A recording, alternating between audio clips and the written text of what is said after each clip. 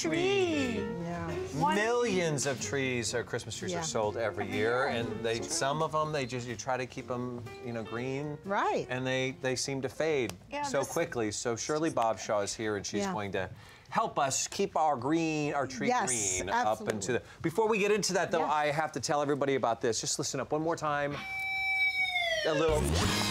There it is. Nice.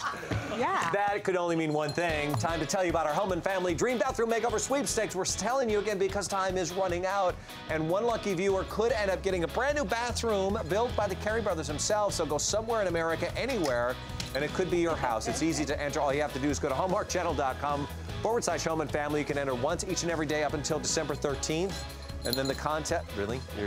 Really? The contest ends on the 13th. On the 23rd, we will announce who the lucky recipient is of that wonderful bathroom makeover. I'm not going to do that. Well, now you're green. Oh, she's fresh, too. Yes, fresh. But this, look, we got our tree the other night, and I have a real thing about taking a beautiful live tree. Every year, I don't want to do it. I want to get a fake one, but the kids want the smell of, when they come to our house. And you literally sit there and watch your tree die in front of your eyes. So and it sad. breaks my heart. I know, and it's not like you to have a dead tree in your house. Well, I don't like, because I don't, the pine needles fall. It's dangerous for the lights and everything. And I try to preserve the life of it, but it takes such, it's an effort. But especially if you put it up early, right after Thanksgiving. Yes. I know. So you guys are going to be so excited. With what? Okay, listen. There's a few pro tips that we have, garden designers, to preserve Christmas trees, because we can't afford to have them die. All right. All right. Have you ever used anything called an anti-transparent wilt-proof? Wilt? Have you heard of this? I've never heard of that at all. This is a solution that is usually used in really cold areas like Wisconsin. You spray this on your landscape plants like azaleas, rhododendrons, and throughout the cold winds and hot winds, it keeps it from drying out. How is that? It's like a liquid blanket. Okay, this is what, like a liquid blanket. I see what you did there. What it does is when you spray it on the leaves of your tree, it coats the top, it seals in the moisture, and this could last for months. So you can use this also for Christmas trees. That's the tip.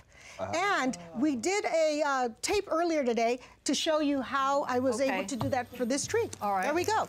So I'm using a ready-to-use quart, and all you do is you make sure you spray all the needles, top to bottom, saturate it.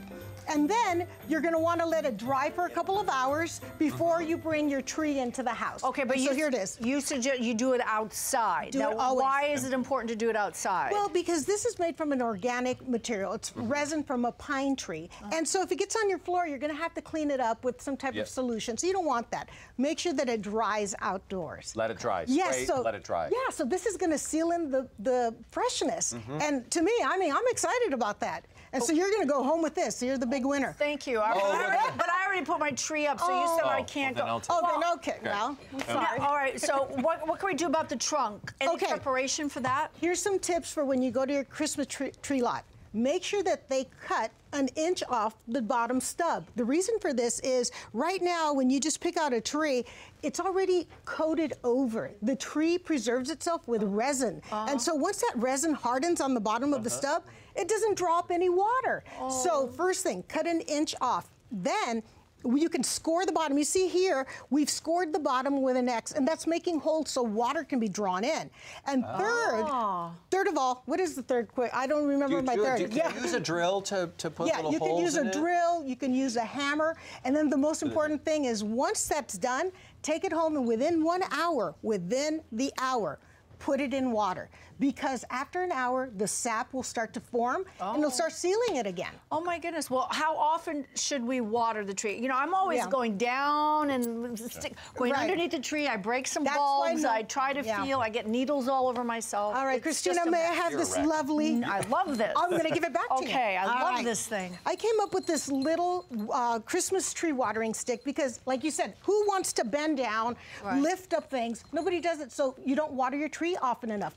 A tree about 6 feet tall should be watered once a day, sometimes twice. Wow. And it needs about a gallon of water. And so what I did was I took a PVC, a gallon of water, PVC pipe, a couple of dollars, 99-cent store funnel, decorate it with the kids, have fun. Add the bell. Add the bell, and then, let's see here, right here in this dead one.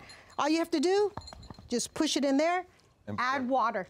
And here's something there's a dipstick reading. Okay. I have this marker here. So when you dip it in and comes out, you can see how wet it is. If it's just up to here, you know you need to add this much more water. I love it. So no bending, no nothing. That's perfect. I love But it. water it every day. Taking this home. I love the decorations. I love this. And keep it away from the heaters.